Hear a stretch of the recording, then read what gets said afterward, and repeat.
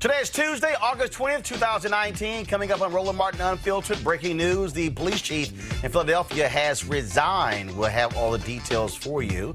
Also on today's show, I'm going to deconstruct some comments made by former NFL player Marcellus Wiley regarding Colin Kaepernick, Jay-Z, Eric Reed, and his girlfriend Nessa. What's up with this blackness test? Oh, y'all don't want to miss this.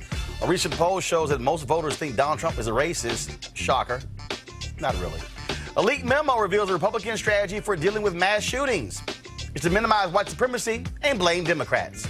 Yeah, that'll work. And what do you see this Tennessee lawmaker's takedown of a Tea Party leader who says he remembers being born? Really?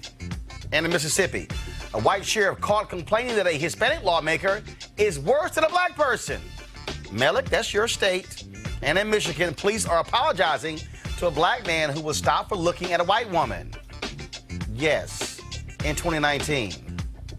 Not Emmett Till in Mississippi, but in 2019. And we'll show you a video she should have watched before she called the cops.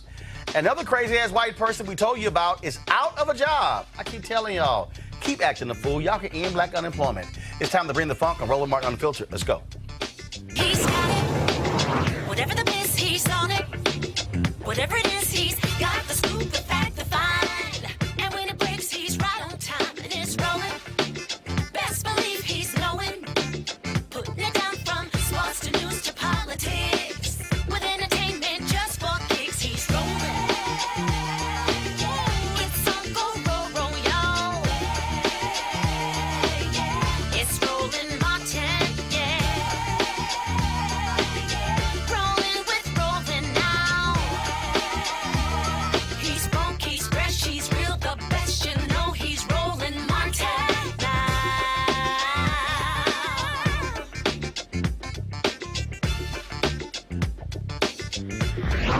Martin.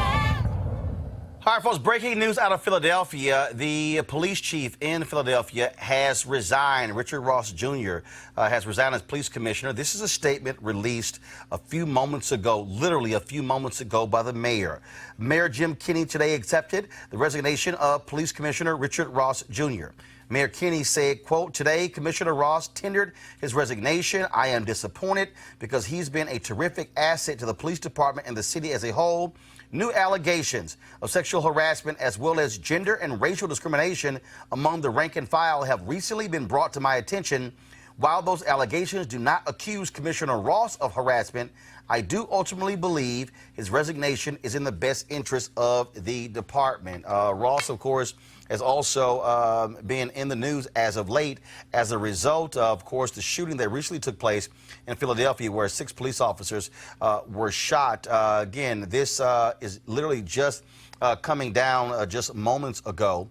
In Philadelphia. Richard Ross, an African-American, has been there, of course, leading that particular department for quite some time. And this was also a part of the comment from the mayor. "I do not believe the police department has taken the necessary actions to address the underlying cultural issues that too often negatively impact women, especially women of color." The mayor says, "I believe new leadership will help us continue to reform the department and show that racial, ethnic, and gender discrimination simply will not be tolerated." Deputy Commissioner Christine Coulter is going to become the acting commissioner as they look for a replacement. Ross, of course, has been with the department for the last 20 years. Actually, I'm sorry, the last 30 years. And he served as the first deputy for Charles Ramsey there. And talk about a change there. I want to go to my panel real quick here. Of course, joining us right now in studio on our panel today, George Jefferson Nuri, communication strategist, Malik Abdul, vice president, Black Conservative Federation, Kelly Bethea, communication strategist. Obviously, this is just coming down, but it's interesting that the mayor is saying that an African-American police chief can't be the one to lead the department in dealing with gender and racial issues, especially impacting women of color. Do you think he was accused of something? No, don't know. I mean, literally, don't know. Literally, I got a text message, and this literally just came down no more than 20 minutes ago. And again, so for the mayor to say undisclosed sexual harassment and discrimination allegations but not involving the police commissioner. Right. Okay, so I'm just trying to understand that. So I hate to guess on television, but I'm assuming that he didn't handle something well. That something is missing here. Several things have come down and he didn't handle well. Yeah. And there's a complaint. The mayor's getting ahead of it by letting him go now. Yeah. Right. Yeah, that's pretty much what I think. You know, when you were reading it, I was just saying to myself, wait a minute, what's going on here? You know, how is it that an African American commissioner isn't able to lead? But I believe it's actually what you said. There must be something getting ready to happen, and he's getting out ahead of it. But it's pretty shocking, especially after what we've been hearing. Of course, you know, police departments all around the country, you know, have had their issues in dealing with, you know, how the treatment of black people, black and brown people. But this is pretty, and Kelly, according to this another report, BillyPin.com, it says Kenney, who appointed Ross in 2016, cited his administration's rollout of new sexual harassment policies to reform the city's historically bungled handling of misconduct cases, saying that the police department has had a long history of sexual misconduct scandals spanning decades. So with that in mind, this kind of makes sense, right? Because the police commissioner is, you know, in charge of all of that. So for that to occur under his watch and nothing be done about it, I mean, you know, sexual harassment is no small thing. That's a big deal. So for him to be fired, from what we know right now, it makes sense. Here's a broader statement. Go to my iPad, please. Last summer, the city implemented a new sexual harassment prevention policy and a series of internal reforms designed to prevent workplace discrimination and harassment throughout the government. While rolling out a new policy understandably takes time, I do not believe the police department has taken the necessary actions to address the underlying cultural issues that too often negatively impact women, especially women of color. I will be enlisting the help of an independent firm to investigate the recent allegations and to make recommendations to overcome, let's see here, sorry, ad pops up. That's what happens, to overcome some of the discrimination and harassment within the department. Yeah, see, With context, now it makes sense. And but here's interesting though, because here's the first piece that jumps out. Okay, so you roll this thing out. 3 years ago. Well, no, he came on 3 years ago. You rolled the new policy out last summer. Then you have new allegations. But anyone concerned that a mayor makes the move solely based on allegations? I mean, you know about. I think just in the era that we're in, and we're really talking about getting out ahead of it, I think because of the era that we're in, it must be something getting ready to come out. And in this particular case, you know, the fact that they're actually focusing on women of color, because women of color aren't generally, well, I won't say the women of color aren't included when we're talking about workplace harassment. But they are. They often are not. They're technically are. Specified. Yeah, specified. So I think it actually makes sense, but it will be interesting to see what comes out of this, like what happened between the year, because if they just rolled it out last year and now he's being let go, clearly something happened. Do you know, I'm wondering, when is the election in Philadelphia? Is it this November or next November? How close are we to an election in Philadelphia? That's a good question, because the last one was Nutter, and then is this the one who replaced Nutter? Yes. So I don't remember the years. It could be this year. It could be this year, but I don't know. I have to look it up. And so I'm trying to see this Christine Coulter. Is she black? Is that the deputy? The woman who's going to take his place. Yeah, be acting. Acting. Yeah, they're. And I'm trying to. I'm dumping on their page here to actually see, and I'm not coming across. Put her name in images, maybe. No, I've already done that. Okay. And even their particular webpage is not necessarily working. No, white female. Let's see here. Right. So this is a photo here of Coulter, who is on the left. So there are two deputy commissioners. One on the left is Christine Coulter, who is white, and the one on the black on the right is Robin Wimberly, who is African American. So again, breaking news out of Philadelphia: the police commissioner has been there 30 years. Has been the top job the last 3 years. Richard Ross Jr. Resigns in Philadelphia, and so as we get more details, we'll certainly let you know exactly what took place when it comes to Philadelphia. All right, folks, let's talk about this news study. A recent Quinnipiac poll showed that 51% of voters say they think Donald Trump is a racist, 45% say they don't think so, and 5% don't know. Of course, the opinions follow party lines. 91% of Republicans say they do not think Trump is racist. Only 8% say they do. 86% of Democrats say he is racist, and 9% of do not. But this is the real issue. If you're a Republican and you like Donald Trump, independent voters, 56% say Trump is racist, compared with 38% who do not. Like it or not, Malik, that's a problem. You now have Donald Trump, of course, coming out today sounding like a damn fool, basically saying to American Jews, you're either dumb, stupid, or ignorant if you vote for Democrats. The comment that he actually made, folks, was pretty interesting, where he literally said, folks, that, matter of fact, I'm going to play this for y'all. This is the comment that he made earlier today in the Oval Office. Check this out. Well, they've been having these talks for hundreds of years, even under different names. So this was that was one of the comments that he was talking about Afghanistan.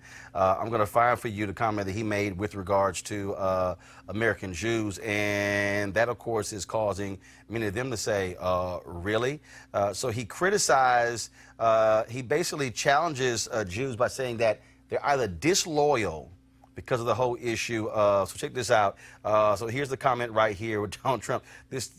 Y'all gonna laugh at this one. I can't believe we're even having this conversation. Where has the Democratic Party gone? Where have they gone where they're defending these two people over the state of Israel?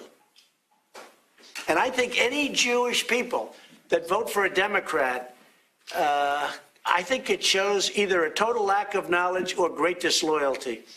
All right? Thank you very much. Now, remember, they criticized Congresswoman Ilhan Omar earlier this year when she was talking about this whole issue of being loyal to having two interests, America and Israel. But now you have Donald Trump who's saying to American Jews, oh, you need to be loyal to Israel, as if that's the only issue that American Jews care about is what happens to Israel. 80% of American Jews do not like Donald Trump. They do not vote for Republicans. There's a reason. And to say that they are disloyal, to say that they aren't smart because they won't vote for him, there might be a reason why. Because he's not smart. There is the same racism, the same injustice, the same brutality that African Americans faced in this country, so do and did Jews. Jews have an economic advantage overall, but not the entire religion. So they were never been welcomed in the Republican Party. Never been welcomed in the Republican Party until now, where we're now 56% of independents don't want Donald Trump or believe Donald Trump is a racist. And those kind of comments demeaning an entire religion because of the way they vote is part of the indication. But to say, basically, y'all ain't smart, no, that's why I keep trying to explain, like, black people are very smart. There's a reason why black people don't vote for Republicans. And Republicans give black people a damn good reason not to vote for them. Generation after generation after generation. Well, yes, the Republican Party definitely has a problem, a messaging problem as it relates to a lot of people, particularly we're talking about in this case blacks. But as someone... No, in case we're talking about Jews. I'm sorry, Jews. But, you know, this is the notion that an entire body of people would be criticized for their voting decisions. That's not something that's just out of the norm.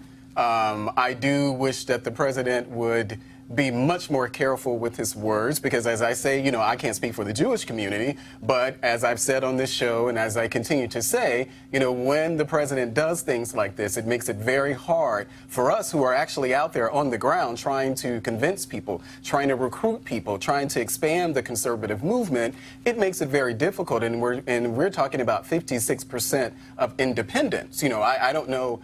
You know, I can spin a lot of things, but I don't know exactly how you spin 56%. Sure, I can say, well, you know, some of those are the Joe Scarboroughs of the world, but I imagine that a lot of them are not. And, you know, it's one of those situations. He doesn't help himself, but also we're dealing in a media climate, you know, and cycles where, you know, if this is what you hear every day, then of course this is what you're going to believe. But as far as what his comments about Jews, I mean, yeah. Kelly, this is not about him watching his words. No. This is what he thinks. But not only this is what he feels. This is what he does. No, but not only that, like when you said that he needs to watch his words, no, he knows exactly what's coming out of his mouth because what's coming out of his mouth is appealing to his base. So when you say things like that, for a normal person, yeah, sure, we should watch our words when we talk about things like this. But when it comes to Donald Trump, well, frankly, we have, 4 years of history here saying that he's not normal. But to comment on the loyalty bit that he said, I don't think he was talking necessarily about loyalty to Israel. I think he was talking about loyalty to Netanyahu. He was talking about loyalty towards the conservative right of Israel. But there are a lot of Jewish people in this country who side with those who are fighting in the West Bank. There are plenty of Jewish people in this country who actually empathize and stand with Ilhan Omar and Tlaib. So for him to say that, this very binary concept of you're either with your people or you're not, I mean, it's stupid, like he is. But again, though, what he is saying is, we as Republicans, we've done more for Israel than anybody else, so therefore you should vote for us. But people who are Jewish are making a decision not solely based upon Israel. Just like black folks don't make a decision solely on one marker. Right. That's why Trump can run around saying, hey, First Step Act and low unemployment. And black people are like, that ain't the only thing we care about, player. Right. And that's what we're seeing here. And he is so clueless not to understand that. But it goes to show you the kind of person that he is. And then he's criticizing them. But this is the same guy who's headed the campaign to a group of Republican Jews. I don't need y'all money. Y'all can't control me. Yeah, can I just say very quickly, we have a lot of these discussions about things that Donald Trump says and he does it to appeal to his base. I really don't think that's it at all. Maybe a smaller element of that, but I talk to people who really can truly be considered members of Donald Trump's base, and privately, of course, we have these conversations and they say, oh gosh, here he goes again. And these are not their core beliefs. So I don't know his comments about Jews. I don't know what his base gets out of it. Here is the problem with quietly. The problem with quietly is Adolf Hitler. There were people. No. There were people. Let me finish. Hold up. Let me finish. This man is turning back the 20th century. He's erasing the 20th century with every single move. I am upset with the media that we don't talk enough about federal judges and how they're turning around things. We don't talk about the Environmental Protection Agency and how they're quietly turning around things. And even Mr. HUD thinks that affordable housing is some small house that you can put down somewhere and whole families can live in it in a house this big, and that's the answer to affordable housing. I think so many things are being reversed under the Trump administration that have nothing to do with Mueller, that have nothing to do with Russia, but they're being reversed quietly. And if there are people who consider themselves his followers, his base, his supporters, who quietly criticize, he gets to succeed. And it's not just his 4 years. Where he gets to succeed is my daughter's life and my grandchildren's life. And here's why you can't do this quietly. And here's why words matter. Go to my iPad, please. This is a tweet from Brad Heath, a Maryland man arrested on federal interstate threat charges after saying he wanted to exterminate Hispanics, wrote, quote, I thank God every day President Donald John Trump is president and that he will launch a racial war and crusade against people who aren't white. The reality, Melik, is that words do matter. They do. And when you are in a leadership position and the words that you speak are in alignment with white supremacists and white nationalists and they praise you for it, then, yes, your words do matter. And for the people out there who are Republicans, who still say, oh, I'm going to vote for him anyway, what they are essentially saying is, yeah, I can excuse his words for these other things. But to act as if his words do not matter, that is nonsensical. They do matter. Yeah, and I've never said that his words don't matter, and I've always, and we're having this discussion, I've always broadened the discussion to talk about how words matter in general. So whether anyone who has a public platform, your words matter. But who has a bigger platform than the person who occupies the Oval Office? Yes. He is not just the commander-in-chief. In this case, he is the communicator-in-chief. He is the troll in chief. He is the bully in chief. He occupies the largest voice in the world. Yeah, and so again, I go, and you know, this is just something that I've repeated time and time again. You know, the notion that somehow, I think when we do that, when we say, well, because he's president, so that's why we should focus on what he says, it absolves us of any responsibility. Not true. Not true. We're not saying that. But no one is saying that. But you're saying that, well, he has the biggest platform. What I am saying is that, and that's valid. What I am saying is that when you occupy the Oval Office, your words, and we've already seen this, his words about the economy could cause an immediate shift upwards or downwards in the stock market. Absolutely. His words could immediately cause foreign capitals all across the world to change their focus by virtue of a few words. We have seen presidents, look, when Reagan joked off air about bombing Russia, the Russians scrambled fighter jets. It was a joke.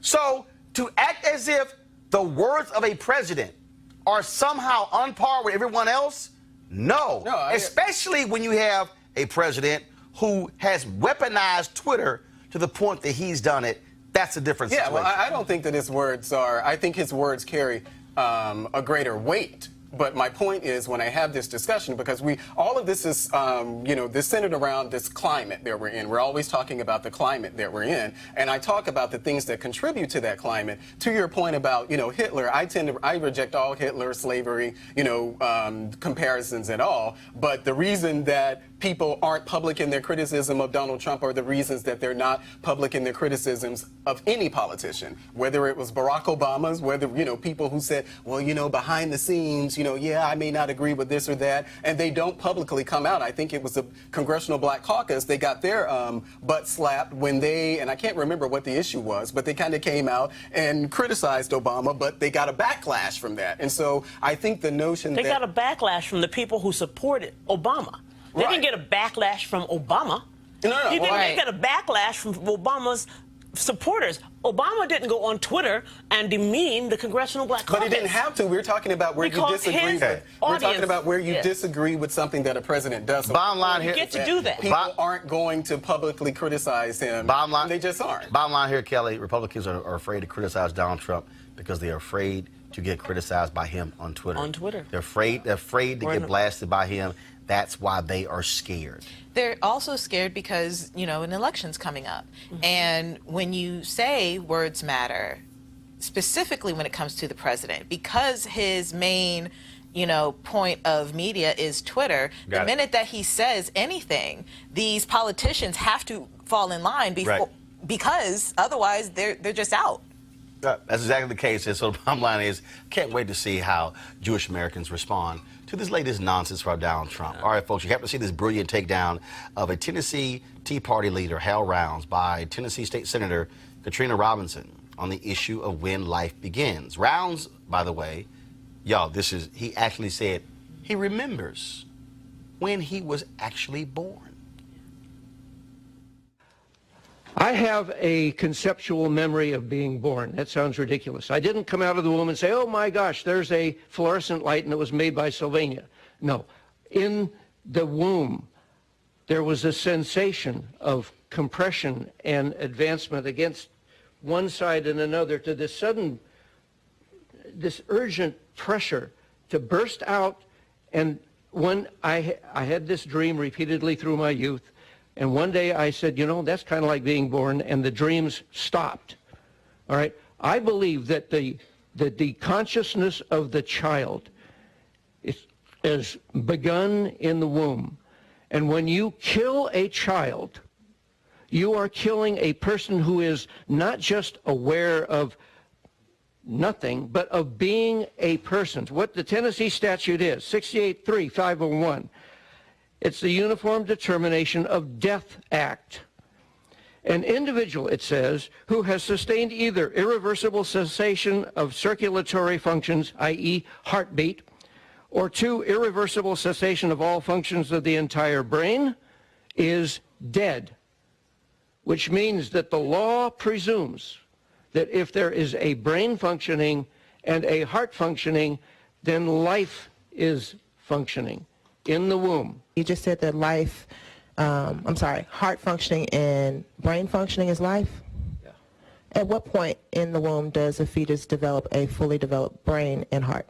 Fully developed? Yes. Not until they're 20 years old. Let me go back. A fully functional brain and heart.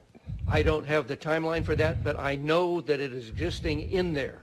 That is the foundation of all the things that are added as it learns about the world outside the womb. Right, but your testimony was that a functioning heart and brain is life, correct? I did, yes. Okay. And at what point is that in a pregnancy? Leave that to the doctors, but it's way before what is considered viability by the Supreme Court. It's the end of the second trimester. I'm sorry? It's the end of the second trimester. The heart's beating way before that. It's the end of the second trimester, sir. I'm a nurse. What are you? Well, That's the collection plate. this right. I think I'm a nurse. What are you? Is probably gonna be right alongside of. It's above me now. About me now. Now, look, these are your people. These are your people. Do you remember when you were born? Don't put that on the Republican part. Hold up, but he's a Republican. There is a, well, I can't speak for every And hold up, Republican. but this was a hearing on an abortion bill that was in Tennessee, advanced by the Republican Party. I think that so. there Hold are- up, wait a minute. So the Republicans in Tennessee put this guy in the witness chair. I think that there are discussions to be had, and there are valid discussions to be had about, at what point does a fetus, have a heartbeat, or, and even think what the point that he made about the consciousness of a, well, he didn't even say child, a fetus. No, he said child. Oh, child, the consciousness of a child. I think that there are conversations that can be had about that. Maybe some of them are more philosophical than not, but. No, but he said he remembered. But, yeah, and that's the point that I was getting at, that's BS. That's just, But hold up, but you have a nurse who's a state senator. yeah. And then you got a crackpot who's testifying, and the Republicans were perfectly fine with the crackpot testifying. This to me was very similar to your girl Candace Owens testifying before Congress saying, white supremacy is a fallacy. White supremacy does not exist. Yeah, and they shouldn't have had her on that panel. They should. So why does your party keep putting up people who don't know a damn thing about the subject matter and then position themselves as experts? Well, I can't speak to what happened in Tennessee. It's definitely not something that I would have done. His point, that he remembers that, and I think he said, I can't think of the word that he used, but that he could. It's hard for anyone to conceive that you can remember what happened when you were in the womb. So he should have known, and if he actually said that to anyone else, because I can't imagine this is not something that he's repeated before. I can't imagine this is the first time. But for anyone to listen to that and just not say to him, whoa, hold up, brother, what are you talking about here? If he got that far to sit there and talk, somebody had to, come along and say something and approve of it. But I can't imagine they did not cringe when they heard that. They didn't cringe. You know what? I doubt very seriously they cringe. You know why? Because we've seen crackpots like him testify beforehand, and Republicans are like, well, I thank you for your honesty and your bravery, and thank you for being an American. Yeah, being brave for being we can ignorant. go down the line, Melik, of Republicans who reward stupidity like this. You know what bothers me the most about Louis Gohmert is a member of the Republican Party from Texas. Steve King from Iowa. Right. I can name Mo Brooks from Alabama. That dude is probably smarter than those three. Oh. And they're all Republicans in Congress. Joy, go ahead before I close What this bothers me out. most about people who are anti-abortion, because they have heartbeats and brains and all of this, okay? What bothers me the most is the heartbeat, the brain, the function, the human of it doesn't stop them from supporting the death penalty. That's a It contradiction. is a horrible contradiction. If life is precious, then if somebody does something and the legal system convicts them, we put them in prison as humans ought to. Right. We don't kill other humans. So if your position is you don't kill other humans, and I am a pro-abortion person. I think it's a woman's choice. Her choice. I'm glad I was never faced with it, but I think it's her choice. She has to raise that child. So we're not willing to kill it on this end, but we're willing to kill it on this end. Yeah, but I think that actually exists on both sides, where people who are actually pro-choice, but also pro-death penalty. I know plenty of people who support the death penalty, Yeah, I got you. but they're pro-choice. I'm just saying, y'all might want to be a little that's smarter the with who nonsense. testifies. But then again, having smarter witnesses has never really been the Republican priority. Going to a break, when we come back, I'm going to deconstruct Marcellus Wiley. He said some comments on his Fox Sports show with regards to Colin Kaepernick, Eric Reed, Jay-Z, and Colin's girlfriend, Nessa. Ooh, that was quite interesting. I've got a few things to share. That's next on Roland Martin Unfiltered. You want to check out Roland Martin Unfiltered? YouTube.com/Roland S. Martin. And subscribe to our YouTube channel. There's only one daily digital show out here that keeps it black and keep it real. It's Roland Martin Unfiltered. See that name right there? Roland Martin Unfiltered. Like, share, and subscribe to our YouTube channel. That's YouTube.com/Roland S. Martin. And don't forget to turn on your notifications so when we go live, you'll know it. All right, folks, you've heard me talk a lot about marijuanastock.org. Why? Because I want to keep you informed of investment opportunities that make sense. We've all watched growth of the cannabis industry. A recent report by New Frontier Data estimates the global cannabis market at over $340 billion. And we know that marijuana legalization is sweeping the country state by state. We also know that marijuana has a good cousin, the hemp plant, with a much higher concentration of CBD. That means hemp gives you all the medical benefits of marijuana without getting you high. Until recently, hemp farming was practically illegal in the U.S. and heavily regulated by the DEA. However, the 2018 Farm Bill changed all of that, making it legal to grow hemp CBD in the U.S., thus creating one of the largest commodities worldwide. They, of course, need land to grow all of the plants, and that's where our good friends at 420 Real Estate come in. Their business model is simple. They buy land that supports hemp CBD grow operations and lease it to licensed, high-paying tenants. That's right, they are hemp CBD landlords, and you can get in on the action. My friends at 420 Real Estate decided to do something special for the Roland Martin Unfiltered family. Originally, the minimum investment level was $500. Right now, you can invest in this crowdfunding campaign for as little as $200. That's right, $200 up to $10,000. Again, this is a $340 billion industry that is still growing, and you can participate with as little as $200. To invest, go to marijuanastock.org. That's marijuanastock.org. Get in the game, and get in the game now. All right, folks. Now, y'all know here on Roland Martin Unfiltered, we do something called the deconstruction of different things. We have in the past deconstructed Kanye West, his nutty news conference that took place in the Oval Office. We have deconstructed the nuttiness of Candace Owens and so many others. And so this morning I saw a video that took place yesterday from a show on Fox Sports, their cable network. And it was the show that has Marcellus Wiley and Jason Whitlock and Jim Jackson. Jackson, former NBA star, and Marcellus Wiley, former NFL star, and Jason Whitlock, who never played professional ball. So we were watching this, and they were talking about this whole issue between Colin Kaepernick, Jay-Z, Eric Reed, and then Marcellus, who I really like. We've had Marcellus on the show. I think Marcellus is a very smart guy, graduated from an Ivy League school. But I think sometimes you can be so smart you're dumb when you come to a certain form of analysis. And so I was watching this video and was deeply disturbed by what I was hearing out of the mouth of Marcellus Wiley. So what we're going to do is we're going to play for you the segment. And y'all know how we do the deconstruction. We play the video, then I say stop, then I deconstruct, then we play some more, and then we deconstruct. So, class is in session. You can begin. One, Jay-Z told you what he thinks of Kaepernick truly through his actions. He didn't go to Kaepernick to say, can I? Should I? He just did it. You know why? As he said, we're beyond kneeling. Was this the beginning? You can keep kneeling. I'm going to take this baton from you as you're kneeling and now translate this into the two things that are most important in this whole conversation, which is the money and the power that can give the resources back to those who are underprivileged, underserved, and voiceless. And I think that's been lost right now because of Kaepernick and the gestures that him and Eric Reed and Nessa are all following. Here's the thing. Jay-Z is smart.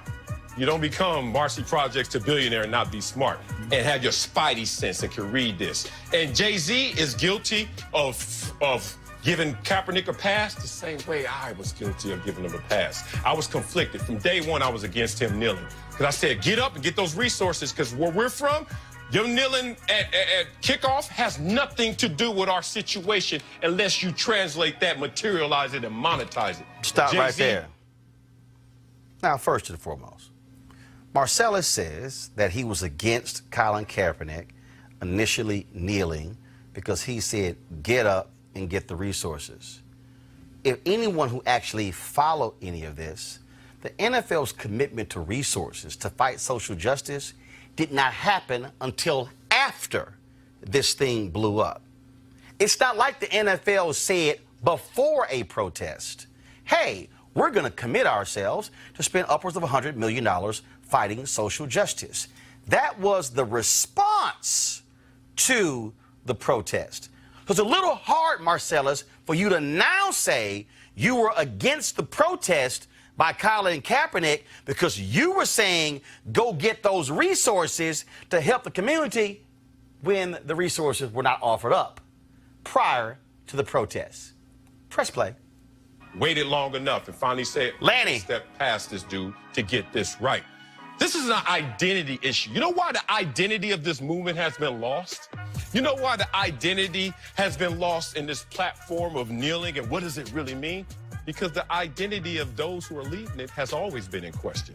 Let's keep it 1,000 up here, because my past is hot. My past has expired for this. The past has expired. I've been going back and forth with this from day one at ESPN. Let's go. Kaepernick comes from a situation where he's never felt the full weight of these injustices. This is a mixed-race guy who was raised by a white family from Wisconsin to Central California. Respect. That does not disqualify you. Stop. Now, he said the identity.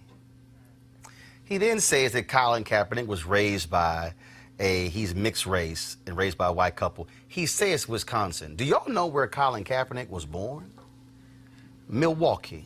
Do y'all know the history of Milwaukee and its police department with police brutality? Do you understand the poverty rates that exist in Milwaukee? It is arguably the poorest city in America. Certain states, certain reports have shown that per capita, it is in the top 3 of the poorest in the country. So what you hear Marcellus say, and I need to unpack this, what he's saying is, well, you really can't trust Colin Kaepernick to be authentic about these issues because he is not a full African American. How can you somehow be someone to speak to these issues and you are not a full African American? Listen carefully. What you're hearing is a purity test, a black purity test. Continue. But when you make missteps and miscalculations, oh, it comes back into play. And he never spoke on this when Black Lives Matters movement was at its height. Think about it, 2013, 2014, Ferguson, where Jay-Z is bailing prisoners out and doing protesters out and taking pictures and supporting Trayvon Martin and that family. What was Kaepernick? You know where he was? Taking his shirt off, bruh. I knew Kaepernick back then. He was never talking about this. He meets Nessa 2015, all of a sudden 2016, he gets benched. Flip-flop. Not mad, that still doesn't disqualify you. But Nessa comes into play now. And we all know Nessa. Respect to her and her ethnicity, but it's not black. Okay? So now we got two leaders who don't... So Marcellus then lays out who's not black. Then what he says is, oh, no, you didn't care about these issues. You didn't care about them until your girlfriend came along. Well, first of all, Marcellus, do your homework. Colin Kaepernick has stated that it was the shooting of a black man in San Francisco in 2015 that touched him deeply and caused him to rethink these very issues. Now, see, it's very interesting to listen to Marcellus talk about Colin Kaepernick and somebody who hasn't experienced the full weight of these issues. Later in this interview, you're going to hear Marcellus Wiley talk about him growing up in Harlem and experiencing these things and what happened. Oh, that's very curious, Marcellus. Because, see, Marcellus Wiley, y'all, was drafted in the NFL in April of 1997. He spent 10 years in the NFL. Do y'all know what happened on August 9th, 1997 in Marcellus Wiley's New York? That's when Abner Louima was brutally beaten and sodomized by NYPD police officers. Can y'all please show me the evidence of Marcellus Wiley saying a word? Can you show me the evidence of Marcellus Wiley standing with the activists in 1997 who took to the streets to protest Abner Louima being beaten and destroyed by the cops? Oh, but let's fast forward 2 years. February 4th, 1999. Do y'all remember Amadou Diallo? A black immigrant who was shot 41 times by NYPD. I recall they said he was reaching for a gun when it actually was his wallet. I'm sorry. If the evidence is there, please, by all means, show me where Marcellus Wiley used his platform to stand up and call for justice for the cops in his beloved New York City who shot and killed Amadou Diallo in 1999. By all means, advance to November 25th, 2006, the final year, in fact, the final 2 months of Marcellus Wiley's career, when Sean Bell was gunned down, shot 50 times by numerous NYPD officers. Your career was at its end, Marcellus. You had nothing to lose. You could have stood up and used your voice to call out those NYPD officers. Now, again, if the evidence is there, if the data is there where you actually did these things, by all means, put it up or shut it up. So you're questioning Colin Kaepernick because he's biracial? Because he chose to take a knee? I do recall another young brother who is biracial, who spoke about the injustices in our society. Do y'all recall this moment happening at the BET Awards? Before we get into it, I just want to say, I brought my parents out tonight. I just want to thank them for being here, for teaching me to focus on comprehension over career, that they make sure I learn what the schools were afraid. Leave it right there. Now go back to the frame. I see a white woman and a black man. Jesse Williams, the actor on Grey's Anatomy, honored at the BET Awards for his fight for social justice. Jesse Williams is a biracial man. Jesse Williams wasn't raised in the hood, Marcellus. So are we now saying that if you are biracial, You can't speak to any of these issues? Are we saying that somehow that you have not experienced the full weight of police brutality and the full weight of injustice and the full weight of police officers, then somehow you cannot speak to these issues? Okay, Marcellus, I'm a black man who grew up in Clinton Park in Houston, Texas. Mama's black, daddy's black. Did I experience the full weight of police brutality? No. I've never been in the back seat of a police car except the one that was actually at the mall when they had some sign up and I sat in the back. I've never been in a situation. I have never been thrown against a car. I've never been held under duress. I've never had handcuffs on me. But there's no way in hell you can tell me I can't speak to these issues as if it never existed in my community. How can you sit there on a national platform and establish a purity test as to who can speak to the issues affecting our society? How can you do that? Anybody who understands American history knows full well it is filled with individuals who are not black, but who have stood up for various issues. We understand there were white abolitionists. We understand that there were preachers during the civil rights movement there were politicians who were black and who were Jewish and who were white and who were Episcopal and Pentecostal, who LBJ called on to put pressure on Republicans and Southern Democrats to support a 64 Civil Rights Act and a 65 Voting Rights Act and a 68 Fair Housing Act. Are we somehow to suggest that their work didn't mean anything? Oh, please, by all means, go read Howard Zinn's book, who was one of the 2 adult supervisors who helped SNCC. It was Ella Baker and Howard Zinn. Z-I-N-N. Look it up if you need to. Who wrote a book on these new abolitionists who were within SNCC. He was a white man. So are we somehow saying he didn't matter? Are we somehow saying that James Reed, who was beaten in Selma, didn't matter? Are we saying Viola Liuzzo, a white woman from Michigan, who could have stayed at her home with her family, but who traveled down to Alabama to help sign black folks to register to vote, whose head was blown off on the side of the road, returning from Montgomery back to Selma on the day that the King gave that speech on the steps of the Montgomery Capitol? Are we somehow supposed to say they don't matter?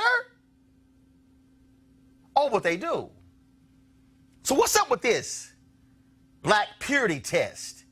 And then the question, his girlfriend? To somehow say, oh, he got with Nessa, and all of a sudden, he began to change. Well, Marcellus, praise the Lord, because see, I can show you. In fact, since you want to go there, let me give you some history, Marcellus. And again, I like you, Marcellus. I think you're a smart guy. I think you got way more sense than Jason Whitlock. But let me tell you what Andrew Young told me. Since you want to question Colin Kaepernick's girlfriend for the impact she had on Colin Kaepernick. Andrew Young told me this story, and I'll be happy to give you the videotape. Andrew Young said they were in New York. They had moved into a new apartment. He had a job as producing in television. They had gotten a new place and curtains and everything. And all of a sudden, a phone call came in. We need you down south. And they were watching television. And they were looking at all the injustices happening down south. And Andrew Young's wife said, it's time for us to go. Andrew Young said, go where? She said, it's time for us to go back home. So you got to understand, Marcellus, Andrew Young was from New Orleans. He experienced the depths of Jim Crow segregation. Andrew Young said, wait a minute, baby, hold up. We just got here. We got us a new apartment. Baby got you some new drapes. Everything is good. She says, well, you can stay here, but I'm going. See, Marcellus, Andrew Young, Ambassador Andrew Young, Mayor Andrew Young, Congressman Andrew Young, philanthropist Andrew Young, told me that the reason they were able to withstand Jim Crow, it was because the black women who they were married to would not allow them to quit the movement. Andrew Young said out of his own mouth, Marcellus, that it was the women who put the pressure and say, y'all are going to stay with it and you're going to keep fighting. So you don't sit here and criticize Colin Kaepernick's girlfriend when the history shows it was women who stood behind their men and say, baby, you stand up for what's right. So I won't criticize a woman for encouraging him and loving him and supporting him. But you present that somehow as a sign of weakness. Press play. Even feel the weight of the consequences. So guess what you are allowed to do right now? Preach. Have convenience. Ain't no cosmetics here, bro. When I'm in Compton, when I'm in South Central and Harlem, that's my childhood to manhood, 0 to 22 years old. Those 3 places. I know what it feels like. When you're talking to Jay-Z, who's been through Marcy Projects, Brooklyn, and all his successes, he's seen this. We both said, go, Kaepernick, go, and let the cause blindly support the man. But the character is now coming to question. And then now Eric Reed is taking it and giving them cover. Eric Reed is taking Kenny Stills, another guy. Respect, guys. Another mixed race individual who's not felt the full weight of this. So when you want to take this move, see, now we back. See, y'all see what's going on. Another mixed race individual who's not felt the full force of this. Fine, Marcellus, show me the evidence of you using your platform to call out these issues. Show me the evidence of you standing up and speaking against police brutality and calling out injustices. Please show me the evidence as opposed to you sitting here pontificating on television saying what they are actually doing. Press play.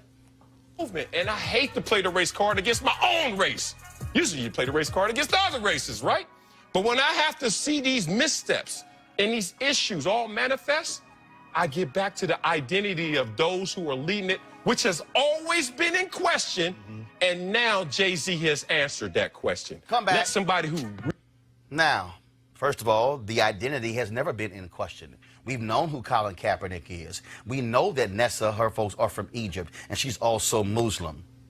I'm sorry, but are you trying to somehow suggest that they can't be aware of these issues and speak to these issues? I do know of somebody who was with a white mama and a Kenyan daddy who actually pushed a bill that dealt with police accountability in Chicago. Are we trying to say that the things that President Barack Obama did and things that State Senator Barack Obama did and U.S. Senator Barack Obama did are called into question because, oh, he's not fully black? Are we trying to say that there are identity issues? Is that what we really are trying to say? So are we trying to say that Jay-Z is blacker because Jay-Z grew up in the projects and he saw these things? So is that what we're really trying to do here? Are we somehow trying to minimize what Colin Kaepernick was speaking about when he has articulated exactly why he did it? Press play. Really knows what this is about, handle this. We can't have a conversation on this. Colin is not versed well enough in this subject. He never lived it, so therefore you have to study it. He's not well informed enough where these PhDs who are on ground level say, Colin, we've tried to meet with you. He does his own thing. He goes to the beat of Nessa's drum. Respect, brother. But then Jay-Z is sitting there saying, I want to handle this, man. And stop with this whole divide and conquer. This whole, oh, these two brothers going at it. Y'all some simple-minded fools. Come back. Our black... Well, what the hell are you? You literally are describing yourself because that's exactly what you're doing with the commentary. You're literally trashing Colin Kaepernick and his girlfriend. You're basically saying that he's a simpleton and somehow he can't think for himself. You literally just say on national television he doesn't have the intellectual capacity to understand the depths of these issues when Colin Kaepernick has actually been involved with Know Your Rights camps all across the country. Colin, you said he beats to his, he going to his old drum. Yeah, he does. He's actually been putting in the work, putting his money where his mouth is. Now, I've also been critical because I think Colin Kaepernick should be speaking out more. I believe that he should be doing interviews, should be articulating exactly where we are, but that's simply not his style. Do you know who also styled it out, that also was the same way? Dr. James Lawson, the man behind the Nashville movement, the man who called King to come to Memphis. When I interviewed him, see, Marcellus, I'm not just somebody sitting on television talking about these issues. I'm somebody who's talked to the very people who have been involved in these things. So maybe you right now are operating outside of your depths, like you criticizing Colin Kaepernick. James Lawson said it wasn't my role to be on the front row. My job was in the back of the church. He said, because somebody got to be the one behind the scenes. But see, when you try to minimize what somebody is doing, by taking shots at his girlfriend, it really speaks to you and your actual view.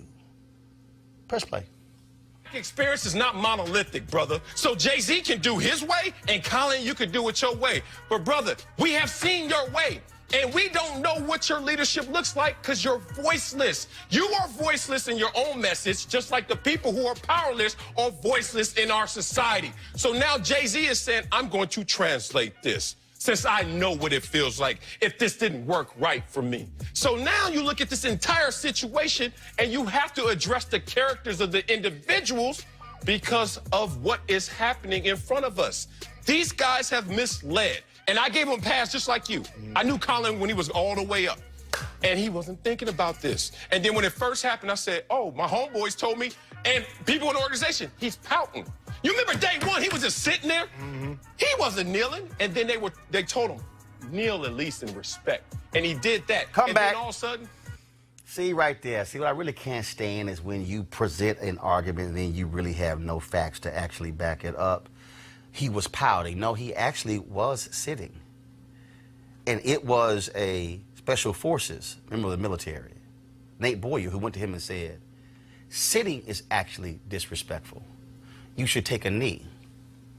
What ended up happening? Do y'all recall it was Nate who stood behind Colin Kaepernick as he took a knee? See, Marcellus is wrong. Colin Kaepernick was engaged in a quiet protest.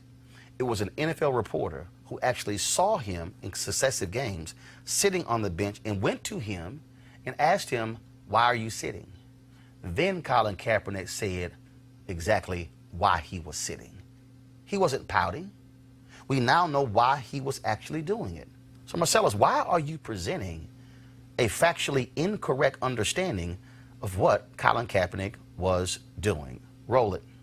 The boat got in the water, and that's where we've been for 3 years. One more thing, and I ain't done. And please add my name to this list of sellouts that goes like this. Jay-Z, Big Boy, Travis Scott, Malcolm Jenkins. Put my name on that list if you want to, because you know what this is?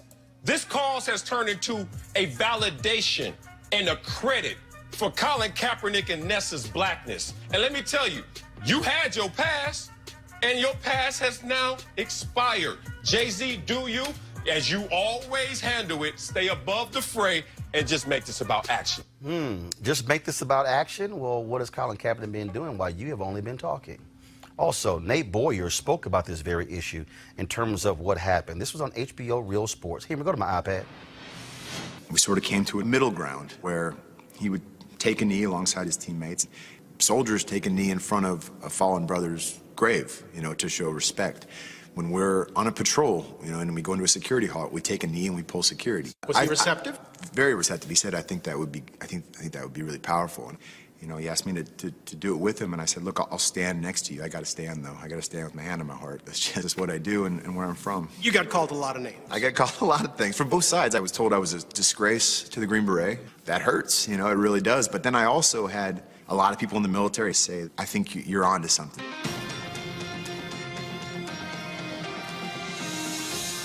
So what you just heard completely is the counter to what Marcellus actually said.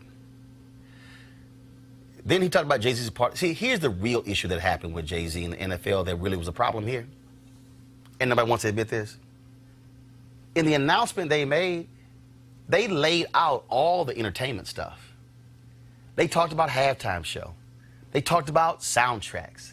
They talked about live albums. What did you hear on the social justice side? All you heard was, we're going to do some stuff on the social justice side. What you heard was this clearly articulated entertainment plan that was well thought out.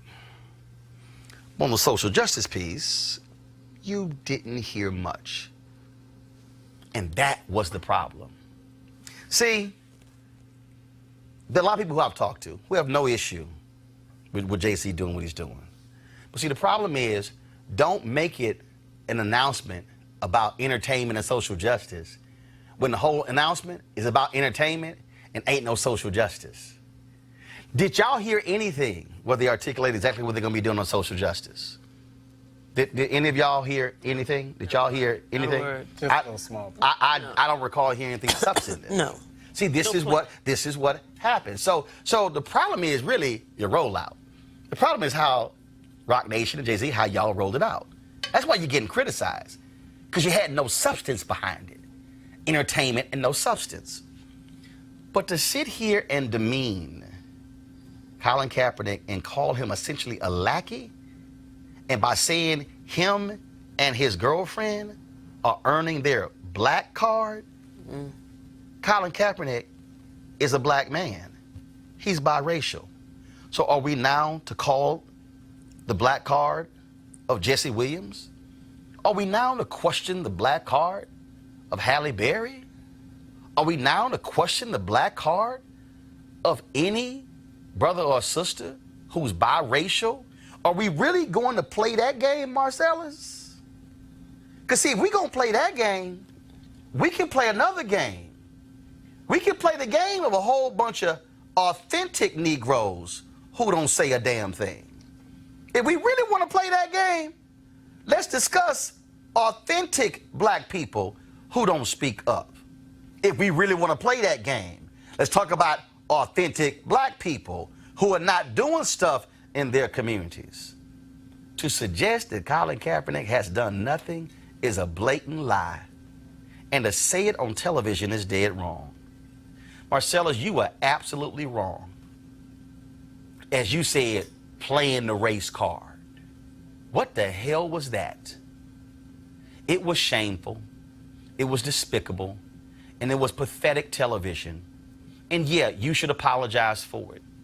Because see, this is not about blackness and who's blacker. What this is about is a man who said he saw the injustice of a shooting in San Francisco. And you know what, Marcellus? Jenna 6 happened in 2006 when you were playing in the NFL. Did you say anything about that? See, I don't question like you did. Where was he with Black Lives Matter?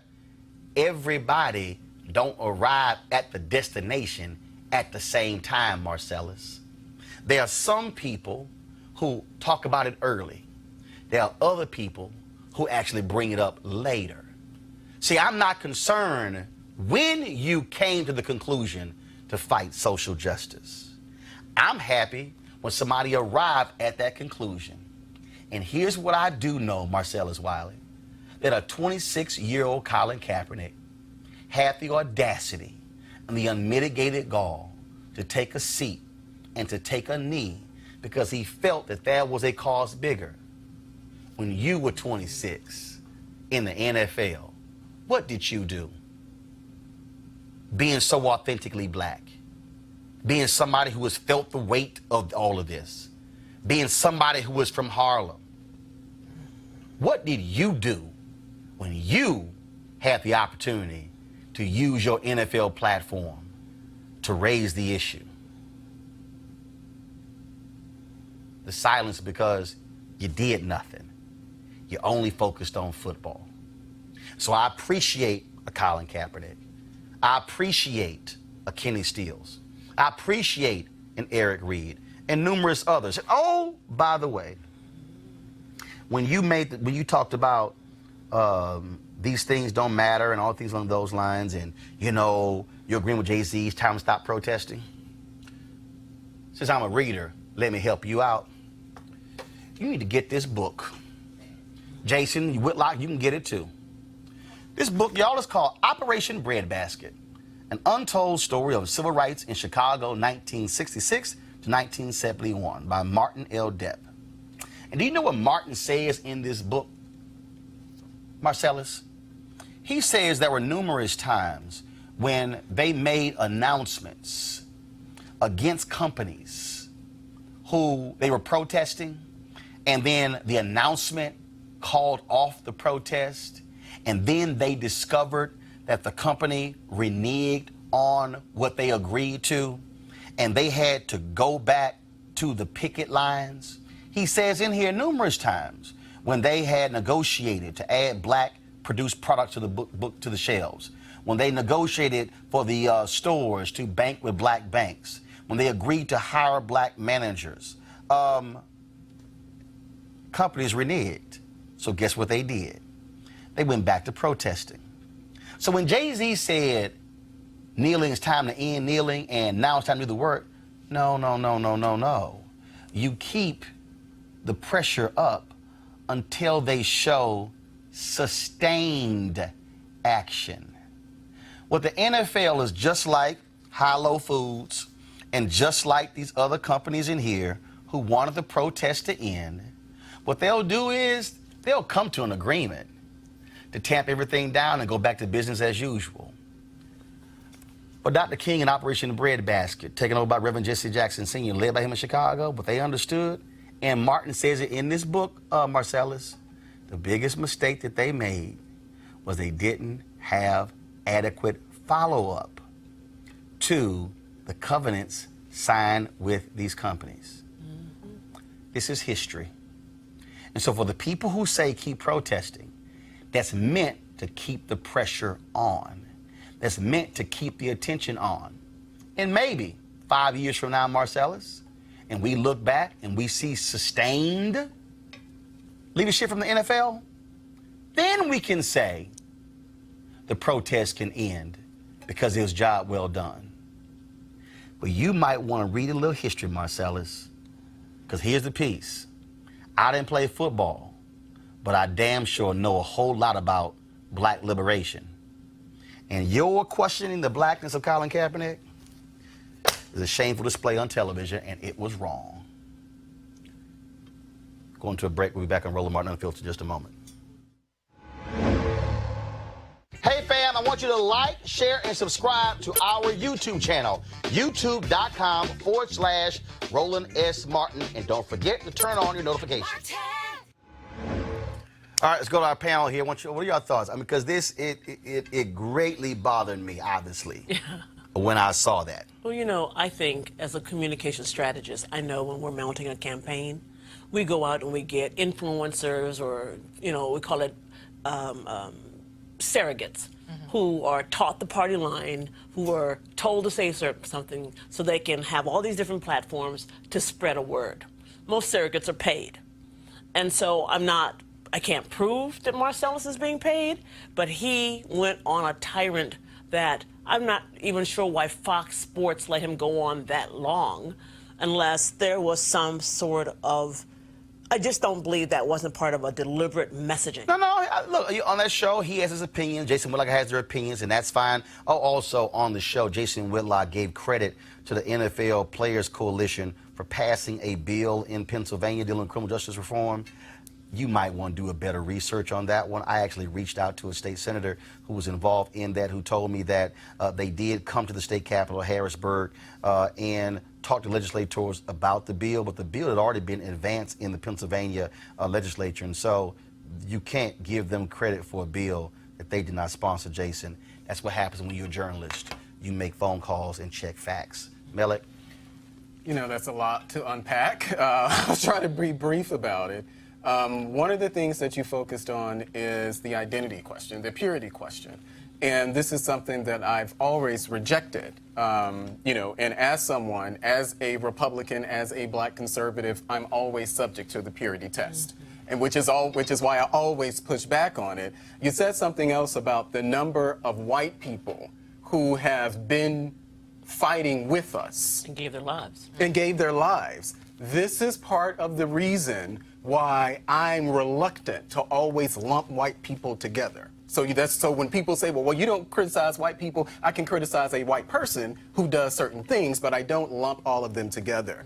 The thing about the protest, and this is, and I just, and I listened to what you were saying, from what I remember about how the protest began, it wasn't about what the NFL wasn't doing. Yes. It was about society. Right. And so to that point about the NFL, I think now the conversation has kind of shifted to what is the NFL's role in this, which is great, but I was one of the ones, I never really supported the kneeling in the beginning.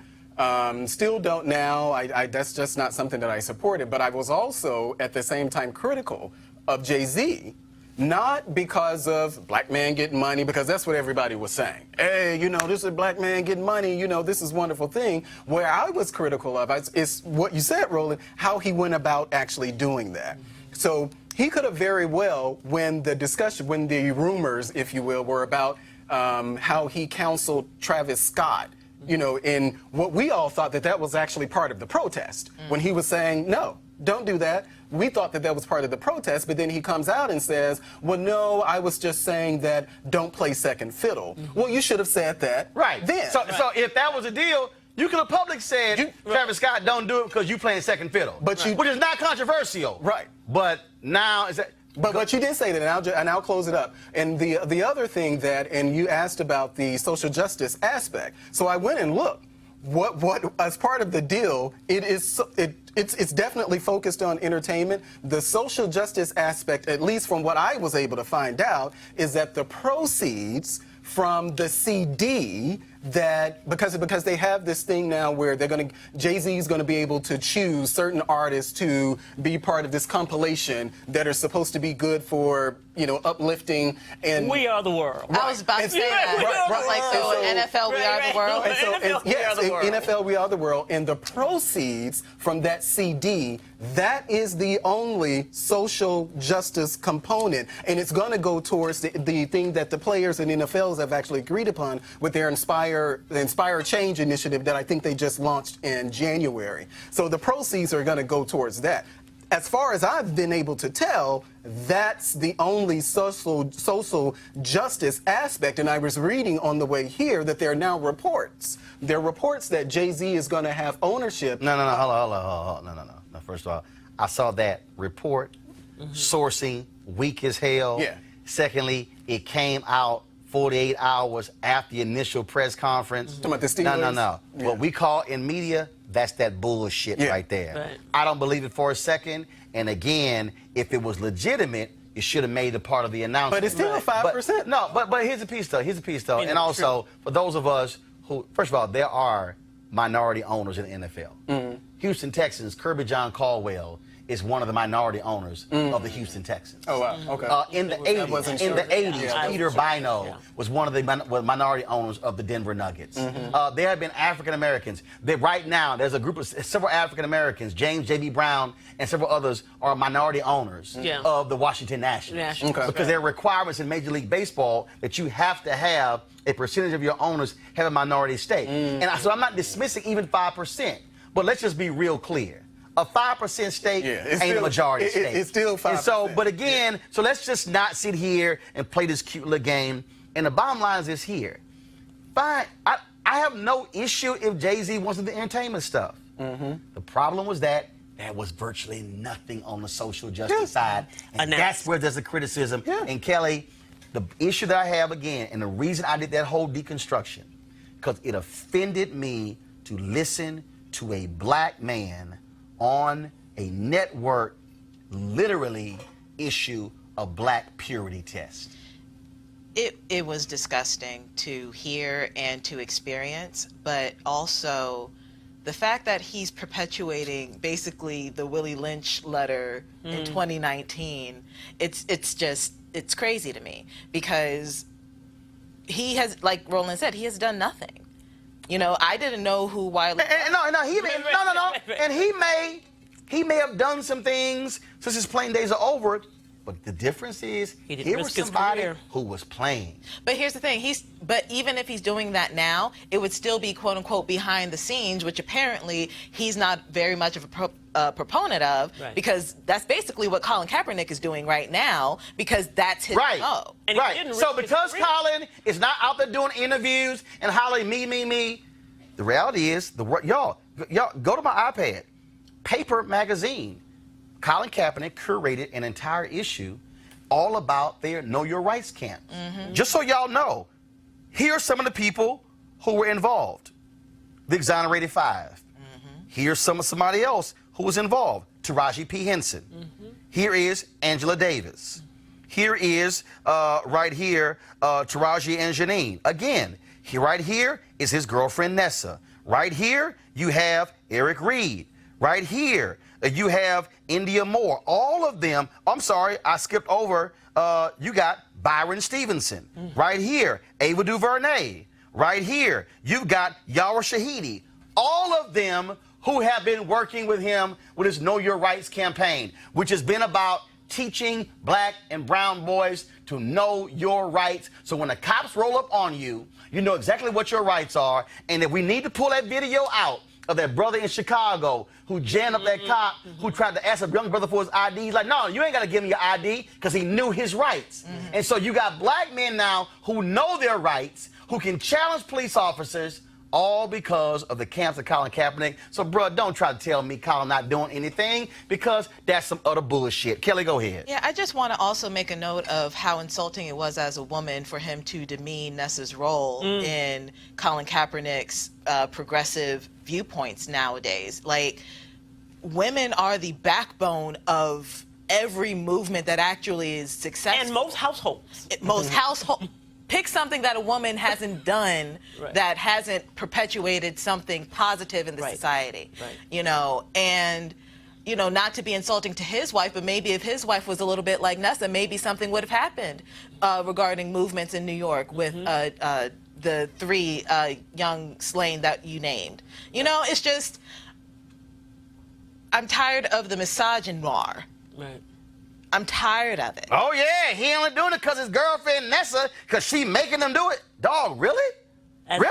As an Egyptian, as a Muslim woman, she got a tale to tell in this story. And I How She is got she a less tail? black than How is anybody she in this anybody else in country? there? But you all Exactly. know that we have Exactly. this conversation about this blackness question. We had it about Obama. Even after Jesse Williams, I don't know, I think he married a white woman or something. No. That was different.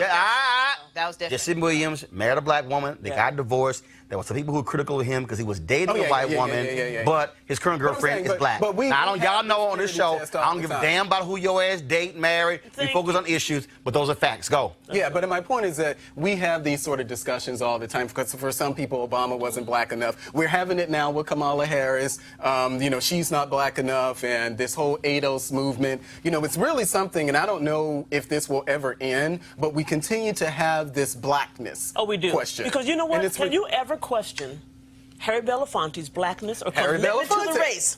Never, ever. No, I'm just not even. Hero. No, his folks from Jamaica. I'm just not. We need to stop it. We can stop this. But also, I'm not gonna play this game to somehow. Oh, it's only because of his girlfriend. Right. Yo, guess what? He got a brain. Let me just be real clear, Marcellus. It's a whole bunch of brothers out there who ain't voted. And look, Colin and I, we disagree because Colin said he didn't vote in 2016. I got a problem with that. There's a whole bunch of brothers who ain't done a damn thing until a woman made them. Until a mama made them. And what's your wife Until making a you? aunt made them. Right. What's your wife? Until a making you niece do? made them. Lifted them up. Until a cousin named. So what? We now gonna say, oh, you only doing it because your girlfriend. And? See, that's that bullshit right there. you chose- And I'm gonna call bullshit on bullshit. Because that's what it is. That's what it is. And so I'm just not. I mean, again, though. So here's the deal. You can disagree with Colin Kaepernick all you want to. You can say, hey, they should be criticizing Jay-Z. But don't play the game by diminishing what he's done to gestures. That's all they've done. It's a gesture. And they're doing this to get their black card. Because you know what? He's dropped more than $1 million of his own money on stuff. They putting up, not shutting up.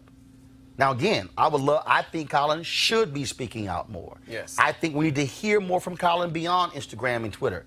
But And brother, the handbook. if that's how he wants to communicate, that's on him. But he's doing the work, Marcellus, and really, you really owed him an apology for that commentary you did. And what did you say? I'm keeping it real or going all the way or whatever? This is what happens when you do. You get a proper deconstruction. And guess what? Don't even attempt to question my blackness. Roland Martin Unfiltered, back in a moment. You want to support Roland Martin Unfiltered? Be sure to join our Bring the Funk fan club. Every dollar that you give to us supports our daily digital show. There's only one daily digital show out here that keeps it black and keep it real as Roland Martin Unfiltered. Support the Roland Martin Unfiltered daily digital show by going to RolandMartinUnfiltered.com. Our goal is to get 20,000 of our fans contributing $50 each for the whole year. You can make this possible. RolandMartinUnfiltered.com. All right, folks, Life Luck Jazz is the experience of a lifetime delivering top-notch music in an upscale destination. The week-long event is held at the Omnia Day Club Los Cabos, which is nestled on the Sea of Cortez in the celebrity playground of Los Cabos, Mexico. The Life Luck Jazz experience offers the ultimate getaway for discerning jazz aficionados by pairing an upscale international destination with luxury accommodations, fine haute cuisine, top-shelf libations, breathtaking golf, exhilarating spa, health and wellness options, and much more, while showcasing some of the biggest names in entertainment. The second annual Life Lux Jazz Experience continues to build upon its success and heritage with Jazzing Around Los Cabos, a celebratory expansion of accomplishing its goal of sharing all the finest the destination has to offer, including daytime excursions and many concerts, including the Spirit of Jazz Gospel Brunch and Jazz Sunset Cruise. Confirmed guests, comedian actor Mark Curry, along with Gerald Albright, Alex Bunyan, Raul Madan, Incognito, Pieces of a Dream, My Man Kirk Whalum, Average White Band, Donnie McClurkin, Shalea, Roy Ayers, Tom Brown, Ronnie Laws, and Ernest Quarles. For more information, visit the website at lifeluxjazz.com, lifeluxjazz.com, and I'll also be broadcasting my show from there. All right, folks, so that's it for today. There's a bunch of stuff I did not get to. Did not expect to go as long as I did with that deconstruction, but I simply felt it was needed. To support Roland Martin Unfiltered, please go to RolandMartinUnfiltered.com. Every dollar you give goes to support this show, the shows that we do. Of course, we've been on the road a lot of the last month. Of course, I'll be in studio for the next couple of weeks, and then we'll be back on the road in September. And so we're certainly looking forward. Also, folks, don't forget, beginning tomorrow, we're going to start the countdown to the 6th and final season of Power. So tomorrow, we're hearing from Lorenz Tate and Rotimi. Thursday, Joseph Sikora, and then my 1-hour interview, my frat brother Omari Hart, will be taking place on Friday. So we got a special edition of Roland Martin Unfiltered for you. And so that's how we do it, folks, right here. And so I want to thank our panel, Kelly, Malik, and Joy. Thanks a lot. I'll see you guys on tomorrow. Holla! Peace.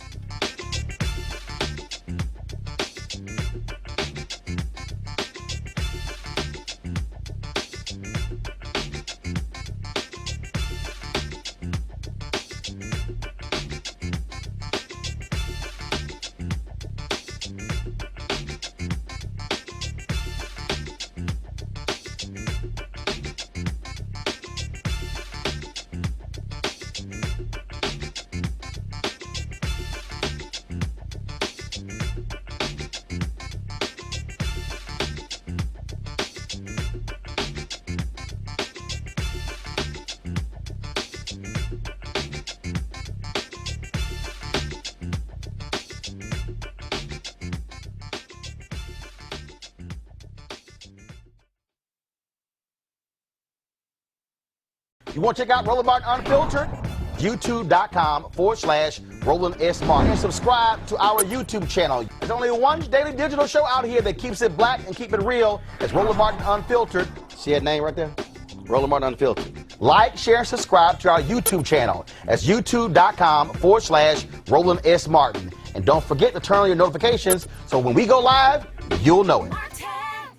Hey everybody, this is Sherry Shepherd. You're watching Roland Martin Unfiltered, and while he's doing Unfiltered, I'm practicing the wobble. Yes, I am. Because Roland Martin's the one, he will do it backwards, he will do it on the side. He messes everybody up when he gets into the wobble, because he doesn't know how to do it, so he does it backwards. And it just messes me up every single time. So, I'm working on it. I got it. You got Roland Martin. Hi, my name is LaToya Luckett, and you're watching Roland Martin Unfiltered. What's going on, everybody? It's your boy Mac Wiles, and you are watching Roland Martin Unfiltered. What's up, y'all? It's Ryan Destiny, and you're watching Roland Martin Unfiltered. What up, Lana Well, and you are watching Roland Martin Unfiltered.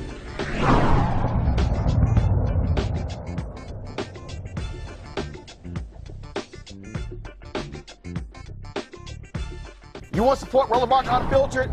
Be sure to join our Bring the Funk fan club. Every dollar that you give to us supports our daily digital show. There's only one daily digital show out here that keeps it black and keep it real. As